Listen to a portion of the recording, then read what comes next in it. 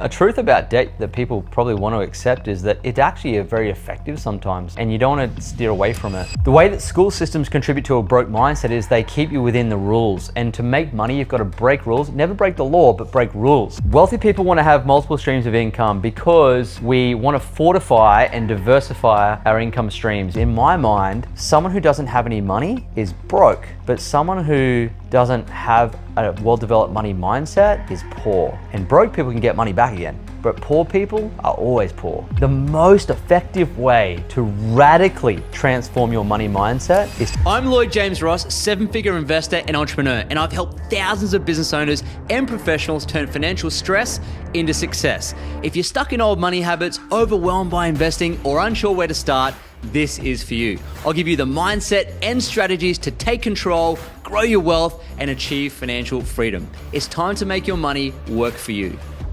And in this episode, I'm going to be answering some of the biggest questions that I get when it comes to money and finance. So here we go. Buckle up. It's going to be awesome. Why do wealthy people insist on having multiple streams of income?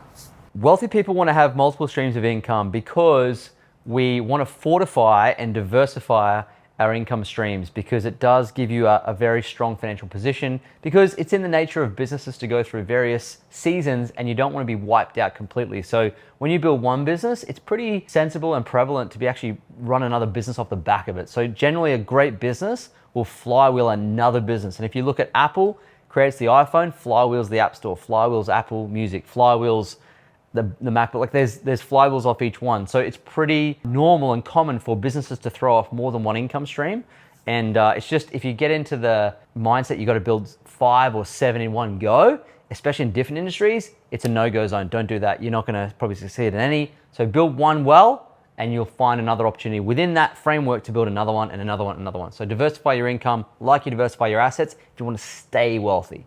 Which assets do you recommend? It's best to invest in productive assets, and productive assets are those that grow and develop cash flow, and they grow in value and throw off their own cash flow. So some productive asset examples are a small business, grows in value, throws off cash flow, such as cafe, laundromat, gym, whatever small business you want to get involved in. Another one is real estate. So the land value grows, but it also throws off cash flow from rent.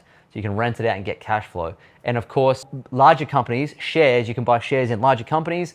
Again, the value of the business grows in value and it throws off cash flow in dividends. But the most important part of a productive asset, even including a farm, is if you buy a productive asset and do nothing and come back 50 years later, it's produced tons more for society, it's grown in value, it's thrown off a ton of cash, you can diversify, do incredible things. The assets you want to avoid are assets that are unproductive and they're only worth what some other fool is prepared to pay for them the next day. And some of those assets include cryptocurrencies, gold, a lot of trading. People think it's an asset, but they're buying and selling quite quickly. So, assets that don't produce anything are what you want to avoid. Is there a best type of small business to own?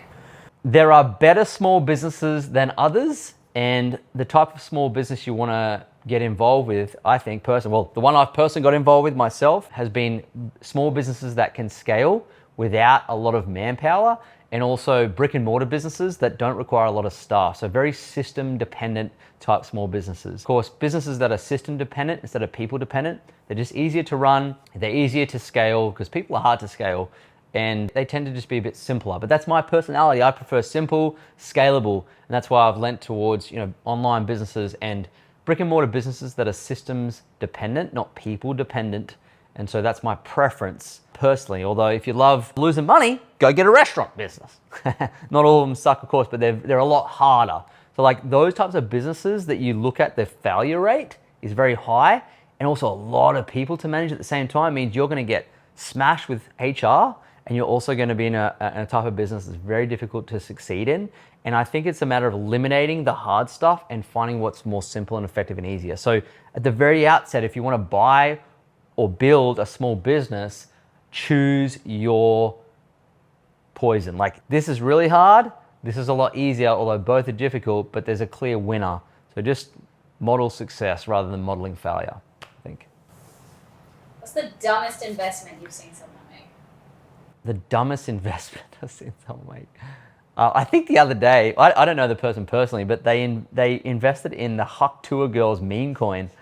Like, and there's a guy on X, and he invested $1 million in the Huck Tours meme coin, and he lost it all. She rug pulled everyone, and then he's like, "Oh my god, I lost my money." I'm like, you deserve to lose your money. What kind of moron puts his money into a Huck Tour meme coin?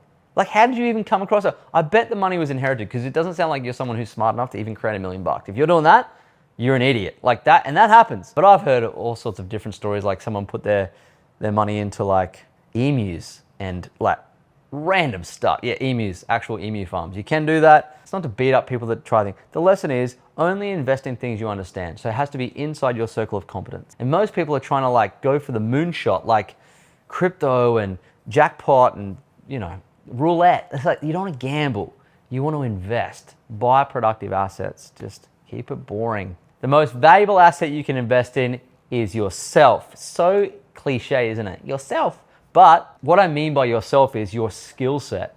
And what most people don't realize is that when you invest in yourself, so let's say I invested in a course or coaching or some program that enabled me to build skills, you can deploy those skills again and again and again on repeat to make money.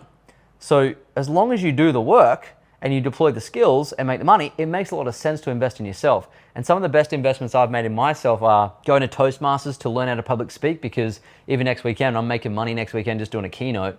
And that's just one example of how I've taken the skills and make money from them. And of course, doing this type of thing is also helpful as well. I remember when I was younger, my boss, there was an opportunity to do financial modeling on Excel at work. And I asked him to sponsor it, so I did the course, and I came back knowing how to financially model, and that made my position at work very irreplaceable. And it also helped me later on when I was assessing investments, running my own books.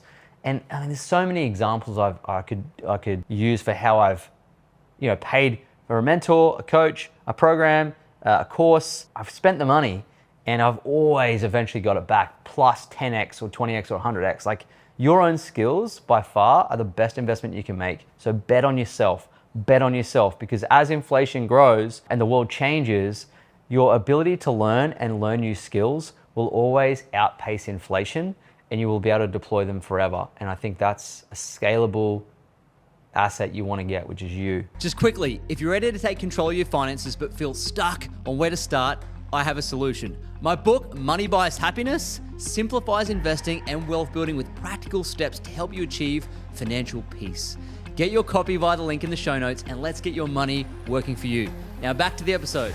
Is there a brutal truth about debt that people don't want to accept? A truth about debt that people probably want to accept is that it's actually very effective sometimes, and you don't want to steer away from it. The brutal truth for those people who have debt that's been used for expenses and consumer goods, they're going to figure out pretty quickly that that was a bad decision. So the difference between good debt and bad debt is, good debt is the cheapest debt you can get hold of. It's what you do with the money you get from the debt that matters, which is like, what asset are you buying with the debt? Most people just try and buy shoes with it or whatever it is. That's not going to work out good for you. You want to buy a productive asset that produces income that pays off the debt, which is a good use of debt. What's the worst money advice that keeps people poor? What's the worst money advice that keeps people poor? Oh man, that's such a great question, because in my mind, someone who doesn't have any money is broke, but someone who doesn't have a well-developed money mindset is poor. And broke people can get money back again, but poor people are always poor. They live in a poor paradigm, and that poor paradigm can include working in a crappy job they hate, commuting 3 hours a day, never being able to get ahead, under stress all the time. So a poor lifestyle is what I would want to avoid. So the advice that people get that keeps them in that poor mentality, that middle class mediocrity, that area that's like commute, come home, like this monotony, that's what I would call poor. And I think it's like, get a safe job, invest in your 401k, in your superannuation, and at age 65, retire for 10 years and live your life. That advice is really what's keeping people from living a great life, and instead they have to settle for a poor life. Not just being poor, but a poor life. A life of unfulfillment, no adventure, and no excitement. And by the time they get to the age of 85, they realize that. So the advice is safety, and I don't like the advice. call to adventure. How does traditional education and school systems contribute to a broke mindset? The way that school systems contribute to a broke mindset is they keep you within the rules. And to make money, you've got to break rules. Never break the law, but break rules. And so school is very rule regimented, and it's very difficult to break through rules if you're so regimented and high compliance. So high compliance is yes sir, no sir, 3 bags full sir. And school like indoctrinates you to say yes, stay within the system, don't move out of the boundaries. And that's how it contributes to not being able to build wealth, because wealth requires you to break boundaries. It requires you to break boundaries in relationships, break boundaries in certain entrepreneurship journeys, just to say even no to a career and shift again to something else. And so school really creates a lot of safety and rule bounds. And I think that's a real problem when it comes to wealth, because you've got to break out of the mold. You've got to do the opposite of the crowd. And all the things you learn in school is to how to play along with the crowd and how to play safe and say yes. And that's a real problem if you want to build wealth. On top of that, they don't really teach any elements of wealth building because they don't know how, because the teachers that are teaching haven't done it. So there's also a lack of curriculum that you can follow that does that. But not to beat school up too much, you do learn to read, you do learn to write, and you do learn to add up and subtract. And when it comes to wealth building, they're the 3 things that you have to know that you get by grade 4. Then you're gonna get a job and then get a business. How can people radically change their mindset? How can people radically change their mindset around money? The most effective way to radically transform your money mindset is to actually change your environment, because your environment will dictate your thoughts, which will dictate your feelings, which dictate your actions, and your actions dictate your results. So if you want to speed up the change in your mindset, just change your environment. Like your parents used to watch who you hung out with. It was very important because they knew if you're hanging out with 5 idiots, you'd become the 6th idiot. And so you don't want to be in an environment that's actually toxic for you or ineffective wealth behaviors, because you will end up you'll be infected by that culture. You won't infect the culture. And so I would say changing your environment is by far the most radical way to do it. So a practical step to do that, to give you an idea, is you can start changing your environment, who you listen to in the car on the way to work. Podcasts, audiobooks. It's the first step. Second step, you can join a club, Toastmasters, something where people are growing. And of course, go to events. Go to Tony Robbins events, go to personal development events, go to other people's events. And of course, eventually get around people in some sort of mentorship program, coaching program, whatever it is.